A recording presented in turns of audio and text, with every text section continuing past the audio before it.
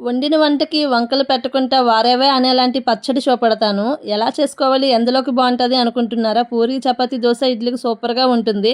ఇవన్నీ చెప్తున్నా కానీ ఎలా చేసుకోవాలో చెప్పట్లేదేంటక్కా అంటున్నారా? ఎలా చేసుకోవాలో చెప్తాను వినేయండి.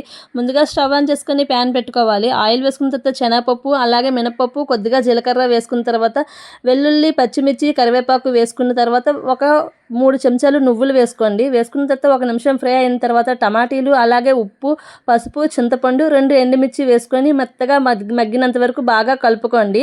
బాగా కలుపుకున్న తర్వాత మెత్తగా మగ్గిన తర్వాత టమాటీలో వాటర్ అంతా ఇంకిపోయిన తర్వాత ఇప్పుడు మనం మిక్సీ పట్టుకోవాలి. మిక్సీ పట్టుకున్న తర్వాత సైడ్న అయితే పెట్టేసుకొని పోపు అయితే వేసుకొని మనం ఈ కాంబినేషన్లో ఎందులో తిన్నా సూపర్గా ఉంటుంది. ఒక్కసారి మీరు పచ్చడి చేయండి, ఎలా ఉందో అనేది చెప్పండి. నువ్వులు టమాటీ పచ్చడి సూపర్ టేస్టీగా ఉంటుంది. ఒక్కసారి ట్రై చేసి ఎలా వచ్చిందనేది కామెంట్ చేయండి. వీడియో చూసి వెళ్ళిపోకుండా ఒక చిన్న లైక్ ఇచ్చి సబ్స్క్రైబ్ చేసుకోండి. బాయ్ అండి.